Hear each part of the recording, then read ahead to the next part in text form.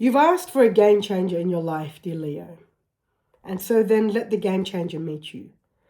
And in order for the game changer to meet you, you need to be still. You need to be in the present moment. Listen to the sound of quiet. Access the pace of the present moment.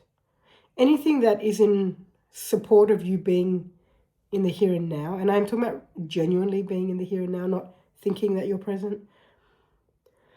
That is what's most valuable in your life right now, because there is a game changer that is available to you. It just won't come to you from other people. I can't go to you, hey, here it is. This is the game changer for you in your life and it's forever going to change. All you have to do is X, Y, Z and blah, blah. No, because your path is different to my path. And one size doesn't fit all. That's such a load of crap. It just doesn't. Now, what you can do is bring your attention to the present moment and continue to remain here, which can be quite difficult at times.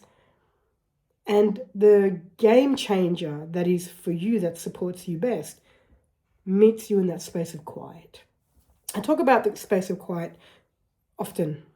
What I talk about is accessing and listening to that sound of quiet.